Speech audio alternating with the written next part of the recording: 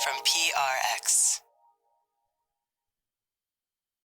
Ladies and gentlemen, boys and girls and friends beyond the vine, it's time for the podcaster who has fur. You know, if you listen to this podcast a lot, you know I have fur, so this will be interesting. It's time for Sleep With Me, the podcast that puts you to sleep. Sleep With Me podcast is brought to you by Progressive Insurance. You chose to hit play on this episode today. Smart choice. Make another smart choice with Auto Quote Explorer to compare rates from multiple car insurance companies all at once. Try it at Progressive.com. Progressive Casualty Insurance Company and Affiliates. Not available in all states or situations. Prices vary based on how you buy. All right, everybody, it is time to talk about tonight's sponsor, and it's the bed I've been sleeping in year after year after. You've been hearing me talk about Helix mattresses for years. Here's a question. Have you taken the Helix quiz? Okay, we'll take it right now. Go to helixsleep.com/sleep and take the Helix Sleep quiz, because you deserve a mattress made for you and how you sleep, your feel preferences. What do you need, right? Did your mattress ever ask you that? And I can say that because my mattress is right in the other room. It says, yeah, Scoots, actually, before we even met, I asked you, hey, do you sleep on your side? Do you sleep on your stomach? Do you sleep hot? Do you sleep cold? What firmness do you like? What else do I need to know? Talk about the foundations of a relationship that lasts a long time. You know, you could tell your mattress, tell it right now. You're in bed, right? Say, I got needs. I need you to meet my needs. And it's something that's going to improve your sleep, improve your days, improve how your body feels. Because when you have a mattress that's right for you, it makes your life better. It's a simple thing. That's what Helix has been all about. That's why we've been partnering with Helix year after year after year. But more importantly, every single night, I'm in my Helix bed. So it's time for your mattress to start caring about you and your needs, right? So how do you do that? Well, Helix has got your needs in mind, too. Go to helixsleep.com/sleep for early access to their Memorial Day sale. That's 27% off site-wide, plus a free bedding bundle. That includes a sheet set and a mattress protector with any Luxe or Elite mattress order. This offer is exclusive for listeners of Sleep With Me. That's helixsleep.com/sleep. For this exclusive early access offer, 27% off site-wide plus a free bedding bundle. It's a sheet set and mattress protector with any Luxe or Elite mattress order. And again, that's helixsleep.com/sleep. Thanks to everybody. Hey, everybody, it's Scoots, and if you're hearing this, you might be a super listener, one of those 20,000 people who fall asleep fast to the show, who listen night after night, who listen all night long, who have listened for years, people whose lives are made better by the podcast on a regular, ongoing basis. You count on the podcast. It's a part of your life, right? It's a service you use. And right now, we need 1,500 of you to think about how valuable Sleep With Me is to you and support the show on Sleep With Me Plus. Like, does Sleep With Me make your life better? And are you willing to support it back if you're able to? You'll get ad-free episodes, early access, but you'll also get something else, which is the quiet pride of supporting something that makes your life better and the lives of thousands of other people every single night.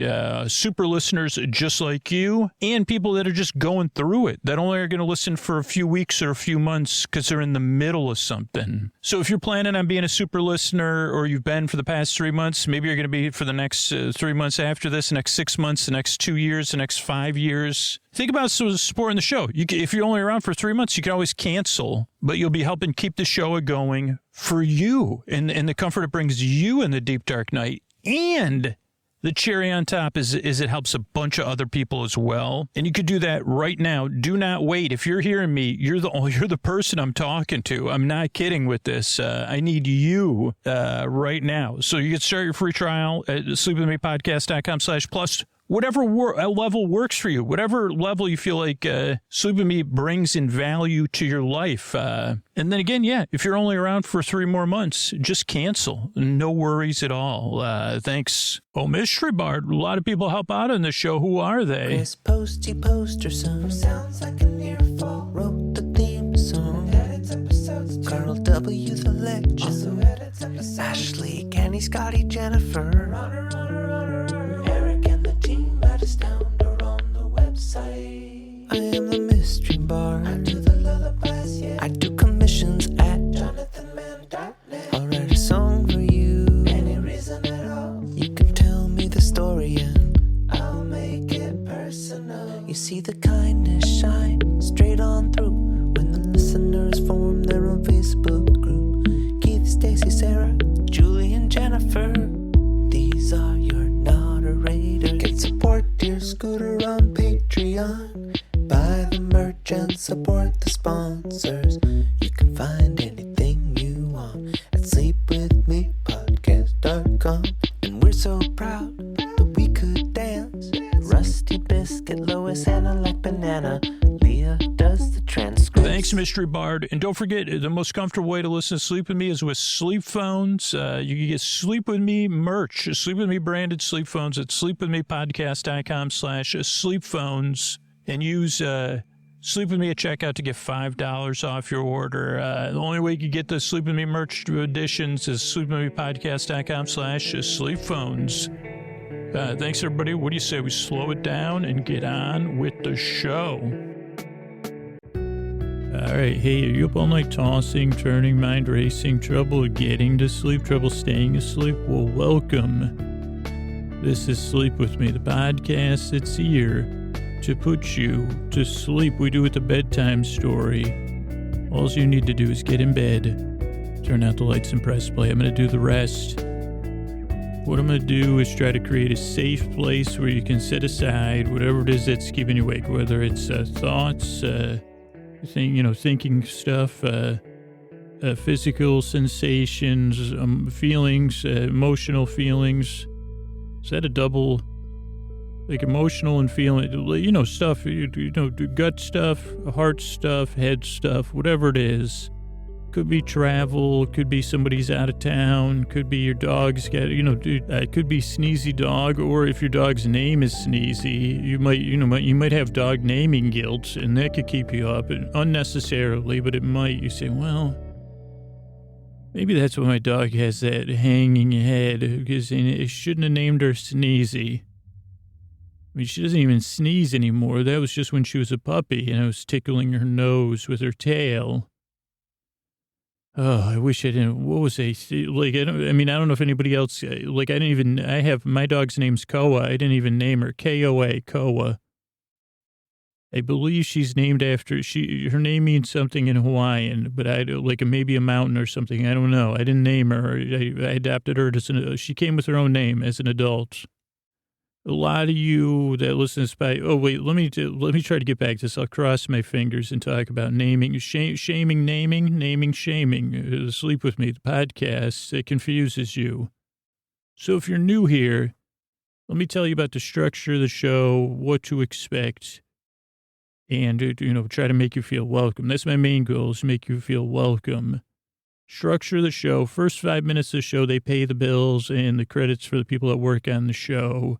That's how we keep being able to bring you these for free.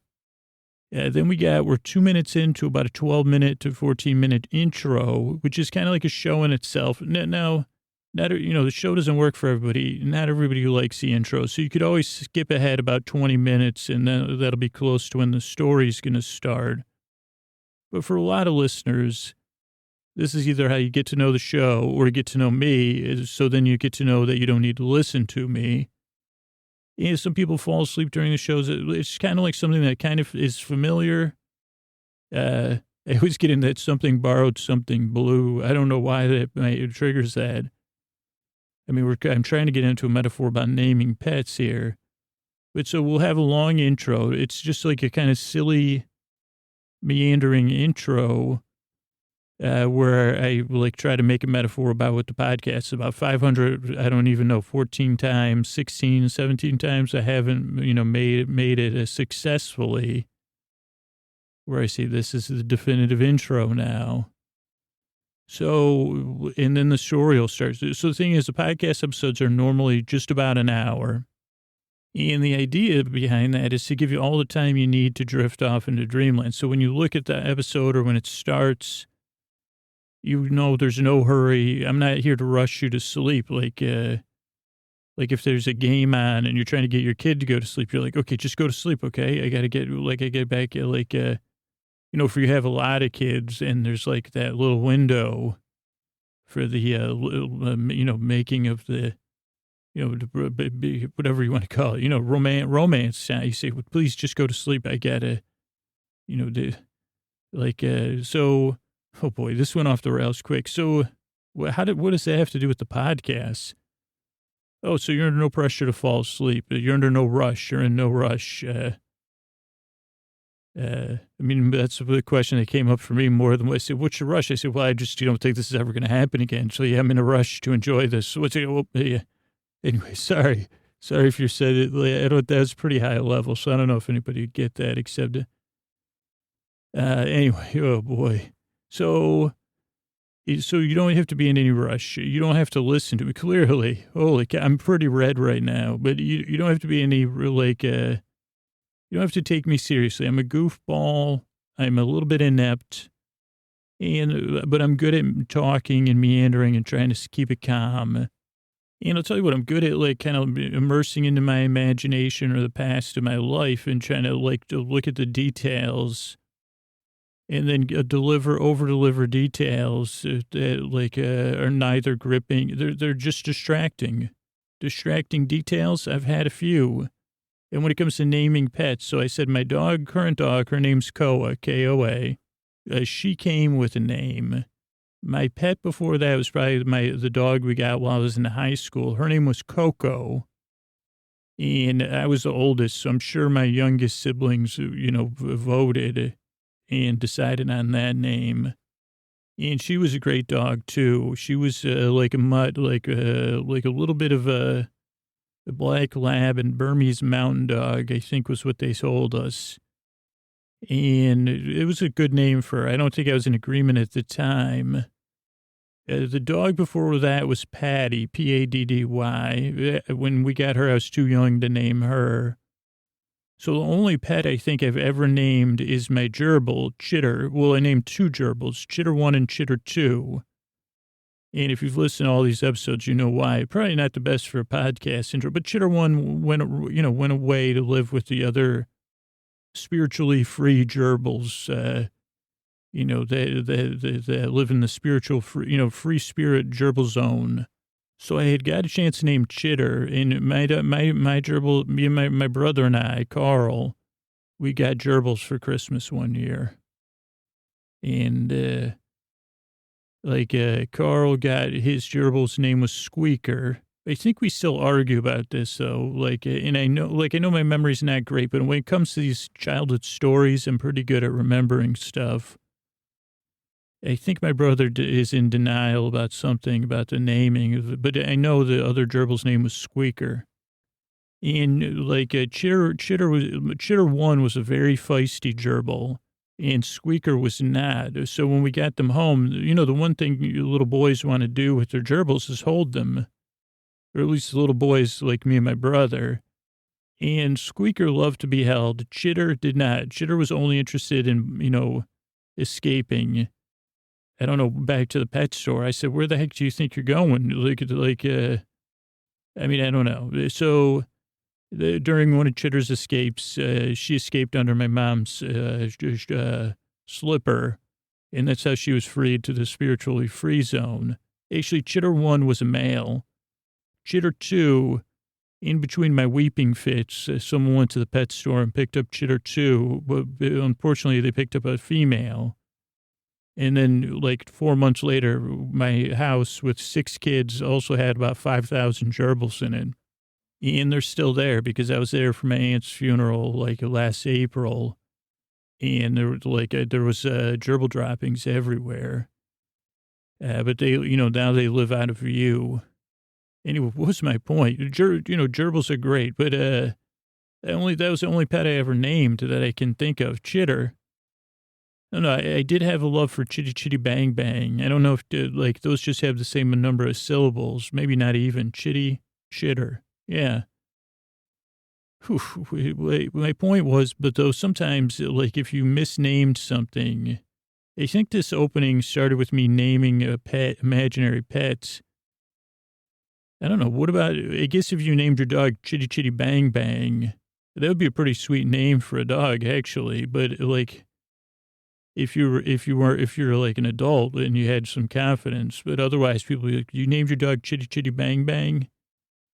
And I mean, most people that are between, 17 and 35 don't even know the joys of Chitty Chitty Bang Bang, Chitty Bang Bang, Dick Van Dyke, some other people, maybe not even Dick Van Dyke, I don't know.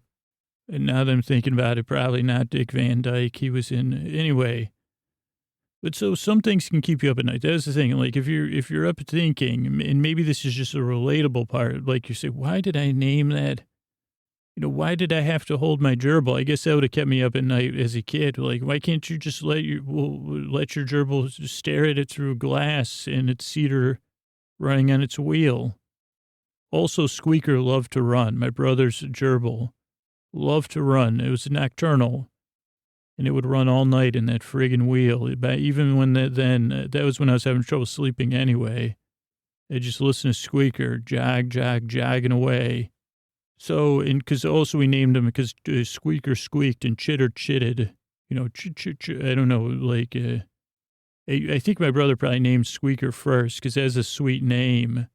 Chitter, I kind of like. See, I'm still overthinking it, and that's what happens at bedtime. So that's what this podcast does. I come in, I say, hey, here's what I'm going to do. I'm not going to talk about nothing. I'm going to talk about something that you can kind of listen to. But almost like the difference between, I guess this is a pretty good metaphor, the difference between holding Chitter and Squeaker. If you were holding Chitter, you had to, you can't squeeze a gerbil, you got to hold it loosely, but you had to hold Chitter tight enough that Chitter wouldn't run away, which there's no way to do that. And that's why Chitter would always get away at bedtime, and then we'd get in trouble. Squeaker, on the other hand, you could hold Squeaker loosely, and Squeaker, you could almost pet Squeaker. And you could see Squeaker breathing, because his little lungs and his little heartbeat. And and Squeaker would be at ease, you'd be at ease. And then you put Squeaker back in Squeaker's cage. Also, as I said, Squeaker had a lot of progeny because I don't know, he did not look virile from the outside, but this must have been the most virile gerbil on the planet Earth. I mean, maybe all gerbils are virile. So that's the kind of thing with this podcast. I kind of try to hold your attention loosely so you can be there breathing and not struggling and saying, I don't want to be held. Say, okay, well, I'm at a safe distance. I'm not even holding you. I'm just keeping you company here at your bedside. And I'll be talking. You don't need to listen to me. But you also don't got to feel under an obligation to keep me entertained, to be entertained or anything. I just want to help you fall asleep. I just want to take your mind off stuff. As I said earlier, this podcast doesn't work for everybody. If it doesn't work for you, sorry. I feel for you. I wish it did because I've been there. That's why I make this show, because of the nights, especially as a kid, that I spent in my room worrying and tossing and turning. And, losing hope I would ever fall asleep. And so I work really hard on it. So if you're new or you're skeptical, give it a few tries. I hope this can help you out. It's goofy. It's not like other sleep stuff. I do have creaky dulcet tones, and I do, for every 10 people that like me, that listen to this actually is a statistic. So every 10 people that enjoy the show, one person, they short circuit, and usually, they let me know about it. You don't need to, though, because I'm not pressuring you to fall asleep or to like the show. But I hope it does. I don't know. I wish it would work for everybody. But I know it doesn't. But I hope it works for you. I'm really glad you're here. And not only do I hope, I work hard and I yearn to help you fall asleep. So thanks for coming by. Hey, everybody, this is Scoots, and you might be the only one hearing this message right now and listening to me. And that's why I need your attention. If you're the one person hearing me, you know, you're the reason the podcast exists here in the deep, dark night. Unless you're new, then this probably isn't the best message for you. Or you're like, yeah, I've only been listening for a couple weeks and I'm almost done with exams, or my guest is about to leave, or my travel for work's about to end. If that's the case, don't worry about it either. Like, the podcast exists for you too, but it really exists with the community of people that the podcast is a part of their life on a regular, ongoing basis, whose support we need back. So we're trying to get, well, I guess it doesn't really matter the number because it's just me and you here. And it's really the truth. I've been doing this a long time, and it really comes out, because here's the thing. If this message is getting through to you, if it's not getting through to you, it means it's not getting through to anybody else either. But if you're nodding your head, you're saying, yeah, this podcast makes my life better. Yeah, I want it to be here 6 months from now so I can listen to it and other people can listen to it. Yeah, actually, it's more than made my life better. I remember what it was like not to be able to sleep. And yeah, I listen on an ongoing basis. I would love some of that sweet bonus content. And yeah, either I could afford to support the show at a level where I feel comfortable and I feel like, yeah, that's the kind of value it brings to me. Or yeah, I could cancel that streaming service I don't even use. I use Sleep With Me 10 times more than that streaming service, and I pay more for it. You know, what am I doing? If you're nodding your head to all that stuff, the biggest challenge is you got to go to sleepwithmepodcast.com/plus right now, unfortunately, and interrupt your sleep. You could set up the bonus content tomorrow, but you might be the only one. And it's only, like, the thing is, if I get through to you, then I have hope to get that 1,400 plus other people to support the show as well. But if you put it off, if you're like, no, somebody else will do it. Nah, I don't feel like it. Nah, I've been there. But that means, so I got to figure this out. And I love making this show. I'm not giving up on this, right? I want to keep making the podcast and bringing comfort. More people than ever need this podcast right now. And that's when it gets the toughest to make the show. And we were able to do this. We're just trying to get back to where we were in 2020, in 2021. We got there before in a tough time. So, yeah, we could use your support. If the podcast makes your life better on a regular basis, do not wait. Sign up at sleepwithmepodcast.com/plus. Thanks. Okay, hey everybody. It's kind of like trending Twitter Tuesday. It's time for a Tuesday episode. And I had this idea, it struck me, when I'm recording this, it's still a bit after the Super Bowl. So when you hear this, it'll be probably way after the Super Bowl. And that's not too important to this episode, because I think the way we're going to do this. So there's a 2017 Super Bowl. The halftime performance was by Lady Gaga. And I don't know, like here's the people's impressions I get. I think the internet liked it, but I'm not positive.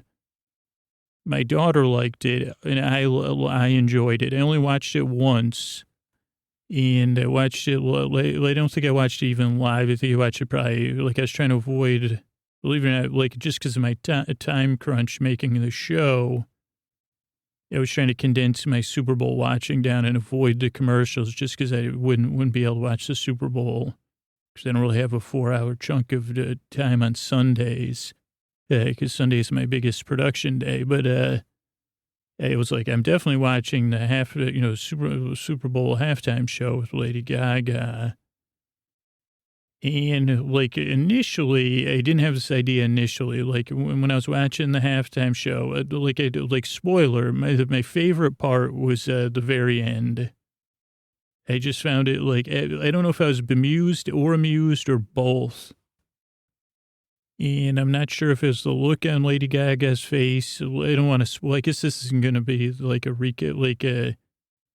but she was standing, like, and again, my memory, you know, that you listen to the podcast, like, my memory's not perfect, but I pictured her, she was up on something high, like rafters or When I picture in my head, I'm just picturing like bleachers, but like for like high school bleachers.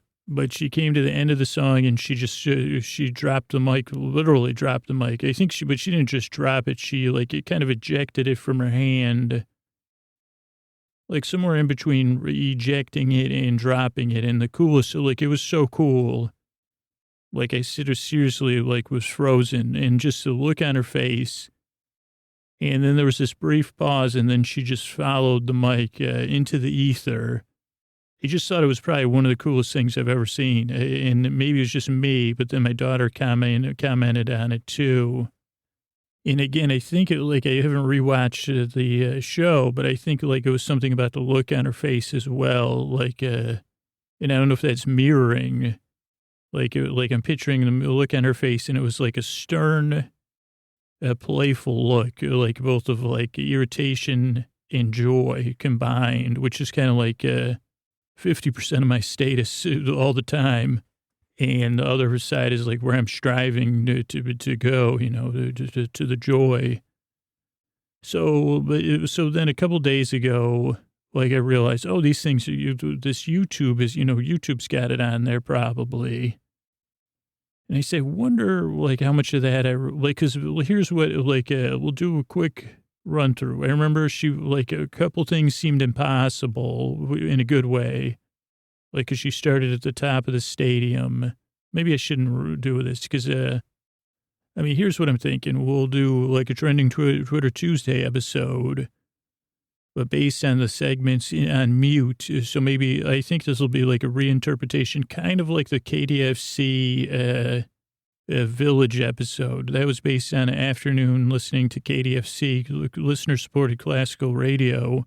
They could always use more support over there at KDFC. It's the Bay Area's own. And you could, this is just me for free. They're not putting me up to this, but you can listen on the internet too. Like, especially with Speaker Woman, you just say, Speaker Woman, play KDFC if you have the tune-in skill enabled, and she'll play it. And that's what I like to listen to at bedtime.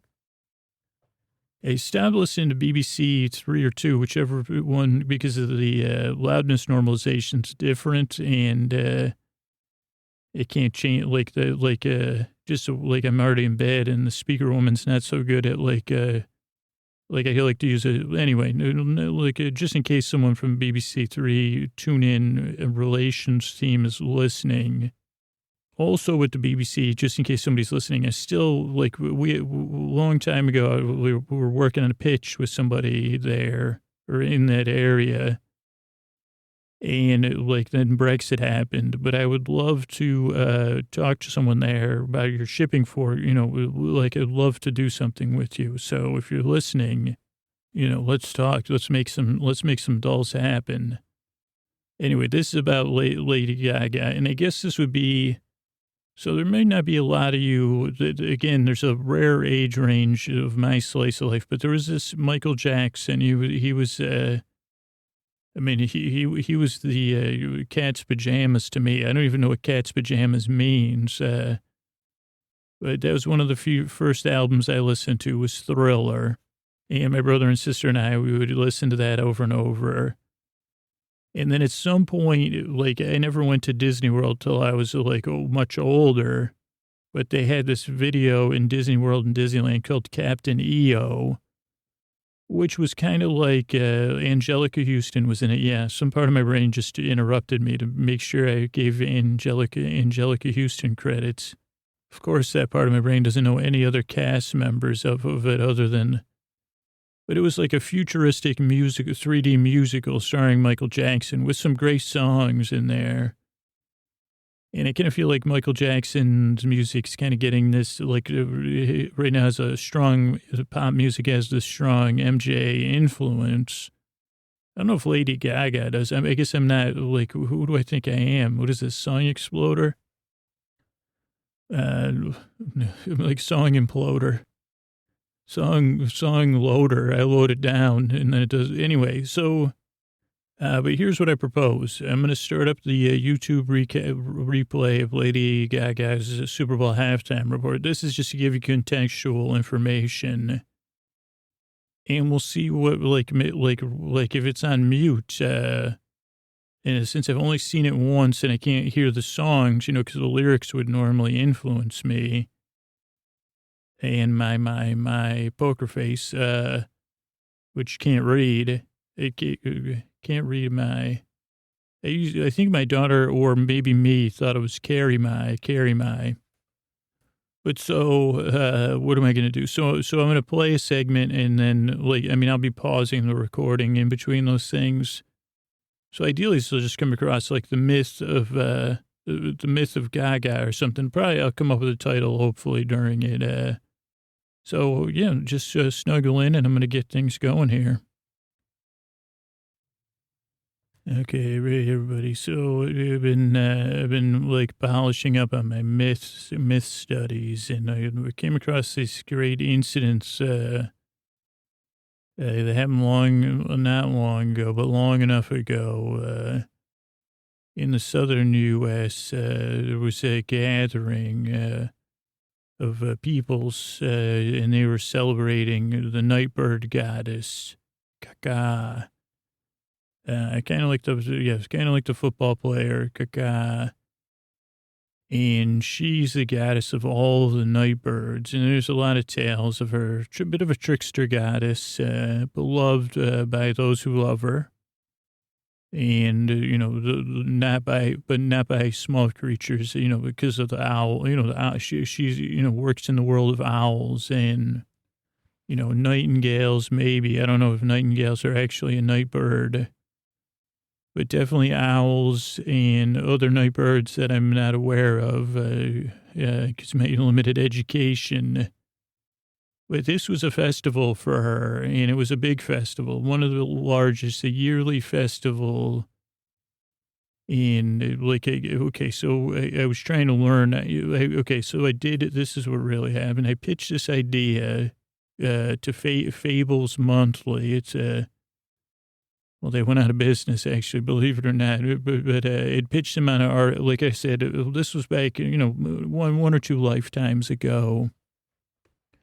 When I fancied myself the next, raconteur, writer, journalist. When I was deep into, because I didn't realize my grasp of the English language and communication was best in a more abstract form, even than gonzo journalism. But I had heard about this gathering, and I pitched it, and also I changed the names of all these magazines. Of course, Fables Monthly couldn't pay, for me to go to a, small town, to stay in a motel room and all that. But I did pitch them on this. I said, I'm going to go to this festival, and I'm going to learn about it, because I had to pretend. Well, that wasn't too hard because I had seen depictions of the goddess, the Gaga. And I said, well, that's that's an intimidating bird goddess. And I guess I should have done more prep work. You just at least look up nocturnal birds. But I said, I got that covered. And so I headed down there, flush with Fables Monthly cash, which meant, you could stay at the local competitor of the Motel 6. They don't leave the light on for you at these places. I mean, they leave the light on behind the, a glass where you slip your money through. And then when you go to, anyway, and then so that how do I put this, and this was this was when I was doing a different kind of method.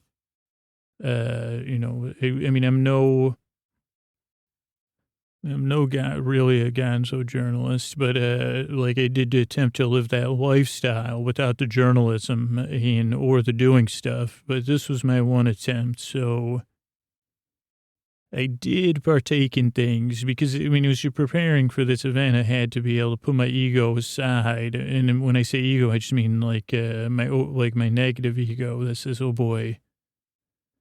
So I consumed things that would enable that. And then I headed to the gathering area, this temple, which was an old industrial building, where people were gathered to praise Gaga. And like first they had all these feats of strength, and it was like that part like it was kind of weird for me because I was a little bit like out of it, and it was daytime.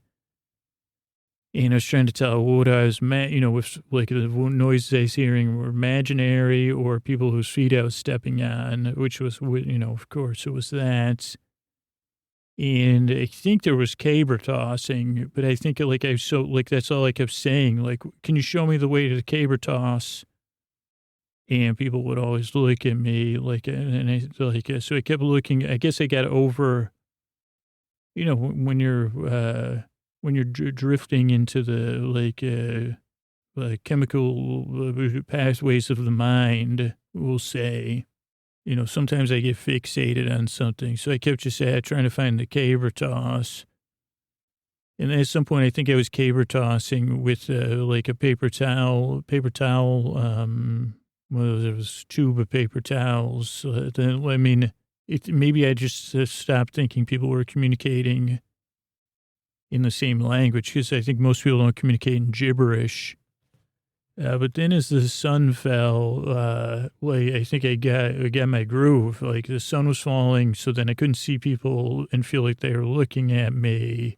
Also, at some point, I realized that in order to kind of complete my Gonzo thing, I started traveling with a briefcase. This was, it was a wannabe. And of course, the briefcase, like I was too paranoid. So all the briefcase had in it was like a water bottle, sunscreen, like wadded up money. What else was in there?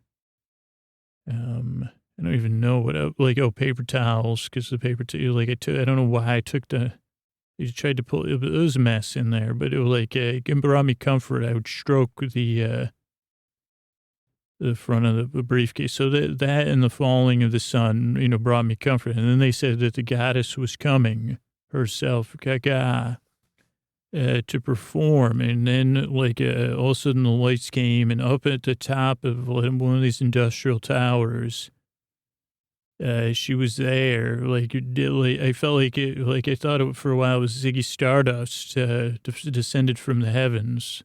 And it was wild. Like there's these birds, and I said, I didn't know. I don't know how.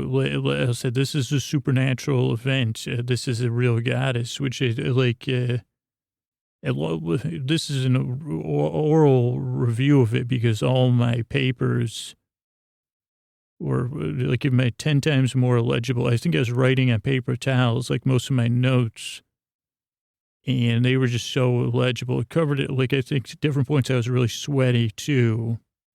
And also sometimes I was sucking on the paper towel for comfort. But so at some point, she's standing up there and everyone is transfixed. And then these birds start flying around her. And I don't know if it was the play of lights or the play of chemicals in my system or reality, but it looked like the birds were forming different, they were lightning bugs, but some were red, some were white, and some were blue. And then I think Gaga was singing about, or I don't know, because I couldn't hear, something with any of this kind of stuff, my ears always go wild. So I wasn't hearing anything normally. So, and again, like I said, I think I was speaking gibberish. So anytime I asked anyone, at some point, I guess I crossed enough people. I think I was pleasant enough because they just said, hey, it's caber toss. They were calling me caber toss. So all these birds are flying around. They're changing around. And I thought it was the United States flag. And then I said, that must be my imagination. What has Gaga got with the USA? And I said, well, maybe the eagle. But then, all trickster goddesses, she turned into a little bit of an Anansi with what do you call those things? Like a web, silken strands. And she used that to fly from up above. I guess she was a bird goddess too, but it seemed like she was flying on these strands. I guess maybe not. Maybe that was my imagination. And I started to get confused because she was standing like in this proud, like manner, but not intimidating. Like, so I said, well, I mean, she's due her respect. The goddess, without the goddess of the nightbirds, with what I know about nocturnal orthanoids or whatever. You know, I learned that because Data said that on a recent episode of TNG. Is you know, we'd have a lot of stuff like you know, they really clean up, especially barns. I know that owls live in barns. They said maybe, and they said, well, maybe there's mourning doves. I don't know if they're a night bird, but they sound good at night. But then she was standing up there, and then she must have been saying something about Prometheus, because all of a sudden there was like these things. And she started talking about, she started doing this dance about Pinocchio. And I said, okay, USA flag and a Pinocchio dance. And she was talking about the journey that all of us take as a puppet. And I said, well, this is political, I think, is puppets. But she was, because I couldn't hear anything, I'm not positive on any of this. But the positive message was like that, you know, you learn to swim, a lot of tension in the shoulders. So I think there was like this healthy message of like, stretch your shoulders out, you know, brush your dirt off your shoulders, like Jay-Z says, and then dance, and everybody started really dancing. But again, I couldn't hear anything because my ears were weird. And then she did this thing where she was tousling her hair, and then she started flying. And so I said, okay, this myth is lost on me. And then the nightbirds came, beautiful, beautiful nightbirds, male and female, translucent, and then some bird, this is when it got really trippy, but I don't think it was my imagination either. Like there was like Promethean style stuff, and then these beautiful these night birds, and there was some kind of night bird I wasn't familiar with because I don't even know about any birds that have translucent wings, and they beautiful, beautiful torsos. And I think the message she was saying was like she was telling the tale of the lost night birds and how this flock of birds, so beautiful and so lovely, and that these night birds were born out of when the stars and the earth and the owls and the things out, like all of those things, like it gave birth to one progeny. Maybe one of those ones where it's like it pops out. And so these night birds, you know, they had aspects of all their parents. So they were very, very, very diverse birds. Like, even though they shared some features like translucent wings, you know, they all had an individual translucency. And they all had the owl's fierceness, but they also had the ability to stay close and to love Mother Earth and to be grounded. And then they also had this translucency, but also the stars in their eyes. I don't know, like, and then because of their birth, what is that called? Spontaneous creation. That's what it was called. Not during this. This was, I think was reading this on my notes. Because of that, they just had they were just so happy. And I don't know if this is where this myth is where nightclubs come from. Yeah, but I guess like what would happen is these birds would dance and they would dance and they would dance.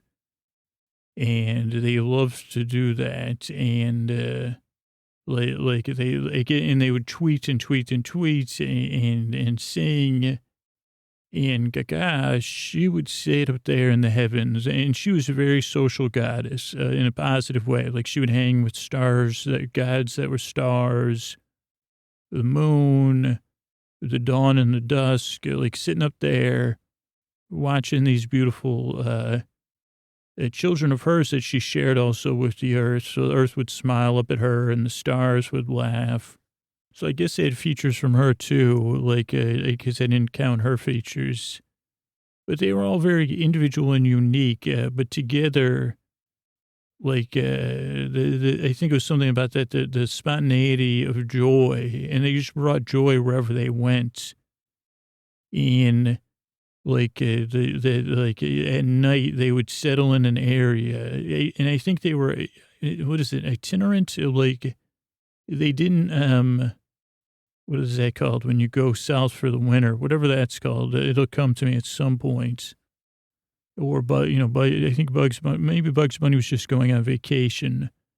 But these birds, they would just go places, I think, like drawn there, or maybe guided by their different parental units. And at night they would settle somewhere, and they would like instill it with a little bit extra joy when a place needed it. And and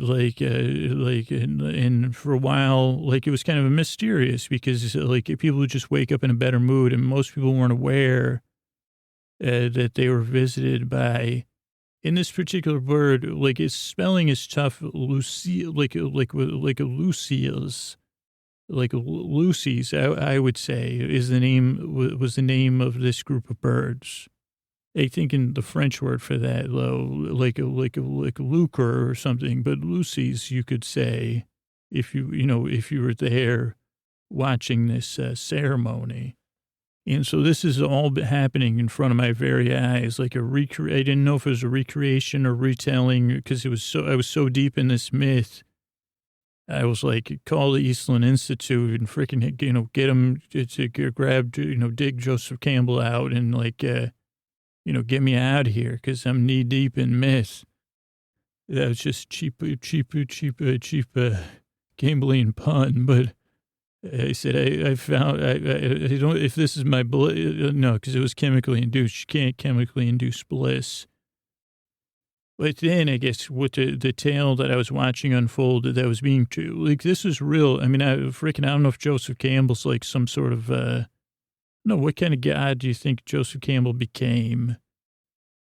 I mean, of course, a story God, but what's the metaphor for that? But this is when, like, this myth was being transferred right to my synapses by this goddess. And I guess what had happened, if I can reconstruct what happened, like, they were really happy, these birds. Yeah, but they were also really proud because there was this new, this new empire on Earth, and that empire on Earth was like a day-based empire, and the rulers there, they didn't like night or night birds, and they had put a ban, they had installed all these lights, one of these kingdoms where castles, there was torches, there was gas lamps. There was the whole 9 yards, and at some point, it was like Gaga and her Lucy's became aware that the people there were very unhappy under this ruler. And so the Lucy's went there, and they sang every night, and every night they, that the birds sang, if they would go to the tree, and they'd surround the tree with light, or they'd light the tree up, literally light it up.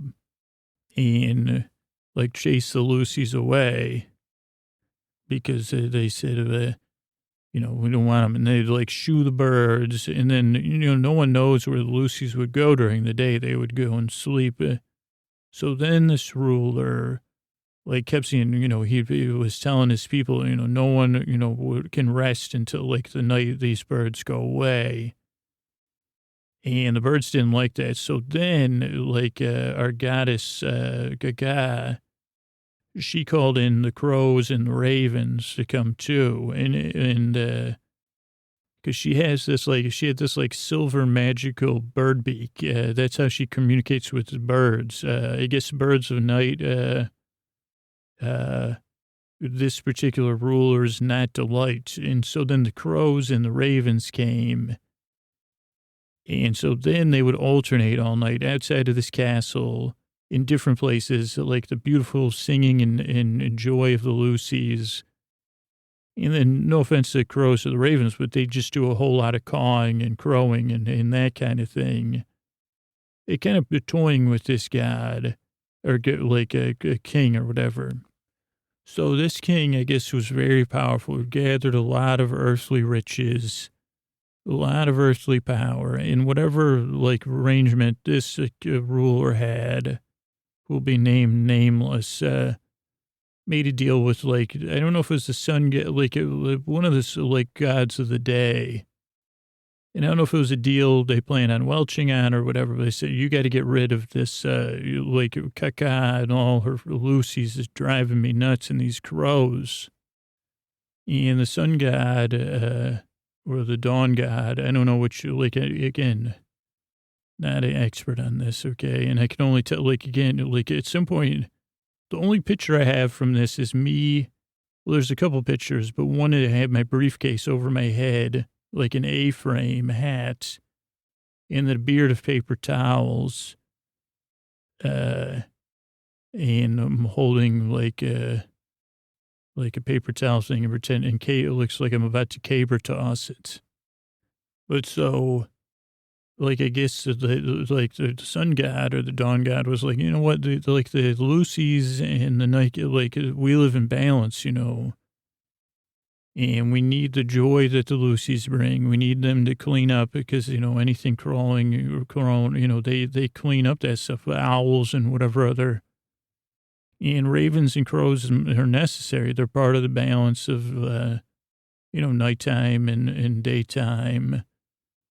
And plus the dawn god was like, people are just in a better mood when they hear that joyous music of, the sweet, sweet songs of the Lucy's and all their different tones and like pitches and all that. And then this ruler was pretty tricky because at some point, like they kind of got into a standoff, and you know the Gaga and her birds, her people, you know, they're proud, so they had to have like this more proud celebration in defiance of like all the lighting and stuff and bird harassment. And so they had this big performance one night, you know, where it just kept getting more and more night birds were coming. And this ruler convinced it was one of the day gods that this was a threat, and that their proudness, it was haughty, when it wasn't really haughty. It was just proud and self-aware and self-confident. But they convinced, you know, they said this is a haughty display of defiance of, you know, the dawn, because they performed right into the daytime. And they were like, we're defying you to the human ruler. And so he convinced the dawn god that the dawn god was going to have to step in and do something. And so the day god was thinking like, okay, well, I'll just, you know, like, deal with this with some sun stuff, you know, solar flares or whatever. But by the time of the day that all this got processed, the moon was up and, you know, the sun was still up and the moon was still up, and, Gaga and the birds were still singing and performing.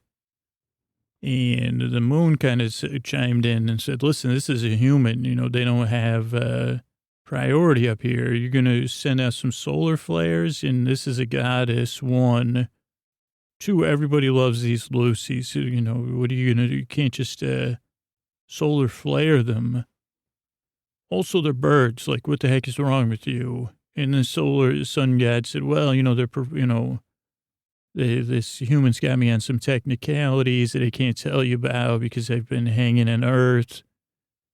And a lot, you know, and then the moon said, okay, well, let me be the, intermediary, because you can't just take it with full action. You know, we're trying to have a consensus God stuff going right now. And, you know, this will give you a layer of, you know, deniability too, just in case. And then, like, the moon god was really smart. Plus, you know, Gaga was, anyway, so said, okay, what are you going to do? And then said, okay, well, I'm going to set up a game board, and we'll have a game where Gaga, and then the sun god was like, well, but Gaga's a trickster, so we'll never catch her. And then it's send in someone disguised as a crow or a raven and just carry her onto the game board. And then the sun god said, well, what kind of game is it? And the moon said, don't worry about it. It's actually dusk, So then it was night, and there was this game board set out, and this crow carried Gaga out there. And all of a sudden these, these shiny, I don't know if they were crows or they were some sort of, crow, like undercover working for whatever. But then a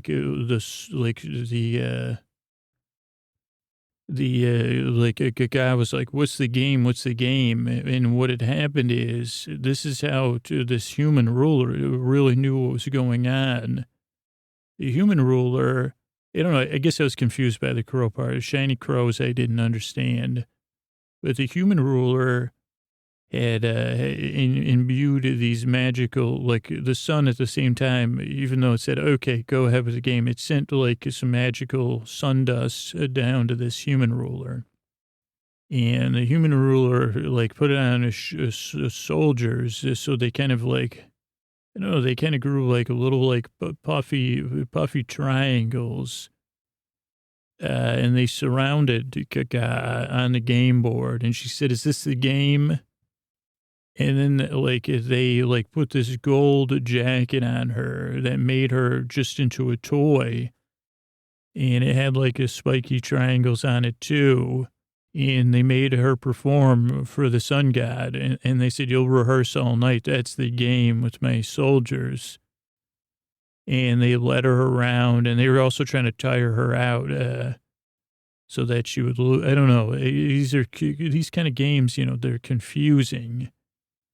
And then the crows came out again, and the crows had a long stringy, they had they were we're getting rid of some of our feathers, and no one knew why.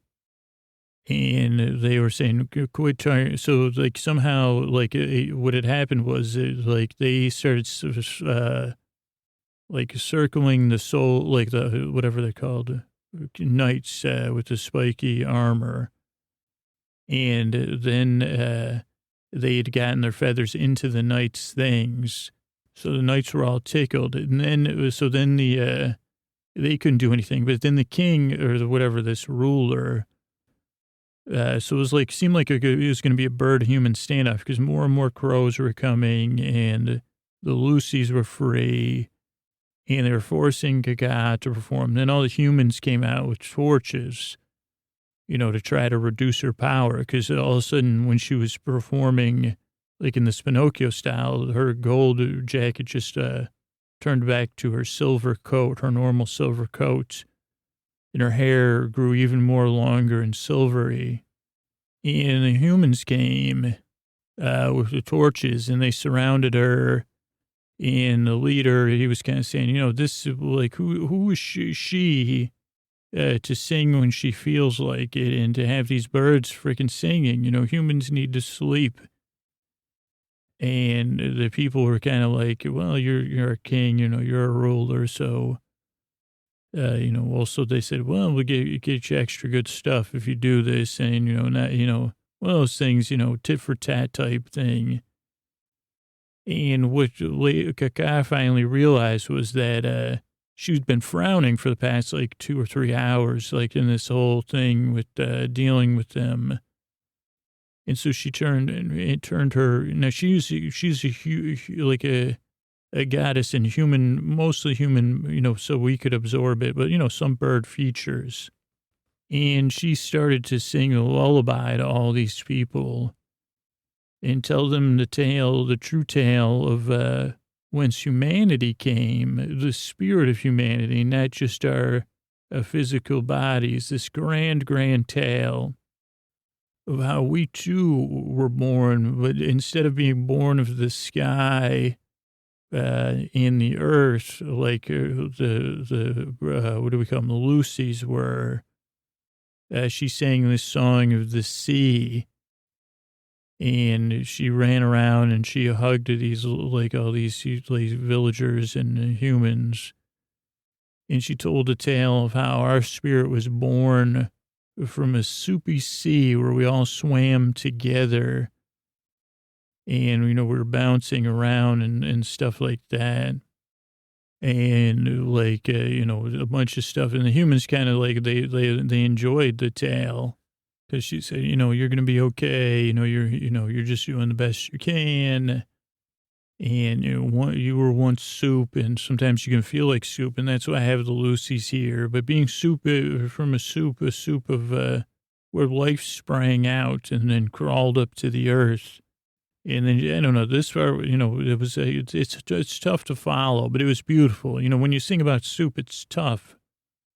Or I don't know, not miasma. What is that called? Primordial. Oh, primordial ooze. The good days, as she sang. And then all the soldiers, what happened was, behind the scenes, all the soldiers had captured all the Lucys. And I think maybe that happened earlier. I forgot to tell you. Maybe that's how they were, I think during the game or whatever, but it didn't matter. Because with one fell swoop of this lullaby, it began to rain primordial soup onto the soldiers and the Lucys that they were holding.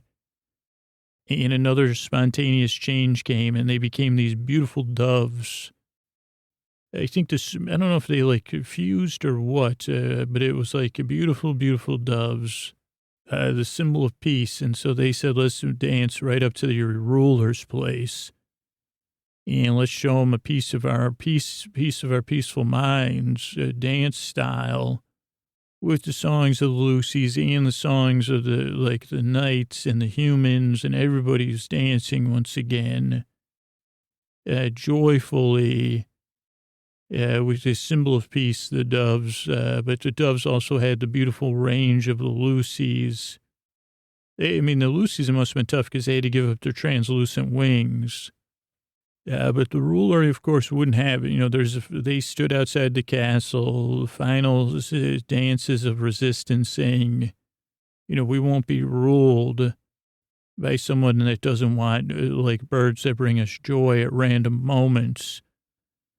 And somehow, I don't know if there's a spellcaster, but they somehow they can't, this ruler still had some magic dust from the sun god. But he had like powers of ice and powers of heat. And so he froze them all together to one giant bird and goddess combined. And they were stuck for a little while. And then they broke free. They danced their way out of that. Then he put them to sleep and they lied down asleep. But then they started tapping their fingers in the ground. And then they all woke up and danced again. And then he tried heat, but it wasn't, the heat was already rising because really, Gaga was just hitting her stride. And, she was powered by the power of peace and joy.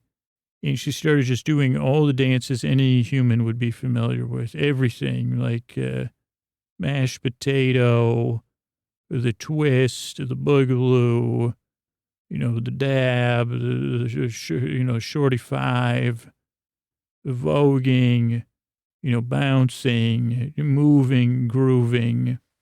And then they all marched to the top of the castle and to the highest tower. And then meanwhile, the same leader was thinking they were chasing him to the highest tower. But what no one knew is that there was this giant wave of primordial stuff coming in. And soon, this must have been a magical tower or some magical situation because it kept going up and up and up and up. And all the people of this area were in the tower going up and up and up. And they were all kind of combined into these peace birds, doves, following their goddess up and up and up. And then this giant primordial wash came in. And everyone said, well, what is this? So what in the name of, whatever those things that were crawling. And the goddess stood at the thing and the leader was there still kind of like, what are you going to do? Arrest me or. And the whole area was flooded by the primordial waters, primordial soup. And she said, don't worry, it's time to jump. It's time for the next jump in evolution. And, of course, this leader said, Evel, what?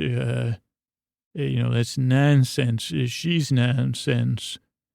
And she said, I'll prove it. And she jumped in. And it wasn't that hard. The water was high. And primordial soup is like the exact perfect temperature, not just for spontaneous evolution, but also it feels great. And especially like way more minerals in primordial. Like it's so good for the skin. And, all that stuff. So people started jumping in and they were giggling. And this was right at the sunrise. And everyone's jumping in. And then they're realizing, okay, they're returning to their regular form. And they said, well, what is it? They said, this feels so good. This is primordial, And then the sun god was laughing because everyone seemed so happy. And the leader was just sitting up there alone, like with his legs hanging and looking at every person in his whole kingdom. Everyone he ruled, even the birds in the sky, everything was in this, this water, swimming around. I mean, there's plenty of floating stuff to take breaks. If you didn't like to swim, you could just bask. Now, Gaga was gone, but no one noticed at this moment because everyone was just so happy. And the leader was saying, I don't see any difference down there. You all look the same. And then he was pointing at people he knew and, saying, well, you still got that thing on your, you still got that beauty mark. It's not so beautiful, critical stuff. And everyone's just laughing and awash in something. And then a little child said, oh, yeah, there's this evolution down here. Because we want you to come join us because it feels so good in here. Just feels so good. We want you to jump on in too. And that's how we're going to evolve. We're going to be even nice to you, but you're not going to lead us anymore either. Because I think like whatever the technicality that gave this person land ownership and, whatever was in the castle, which they said, well, your castle's underwater. And I think probably new landmass arose and the birds, some of the birds were already there. They said, we're going to crawl out of the sea into this new land. And, it's going to be like a joy city. It's not going to be joyous every moment.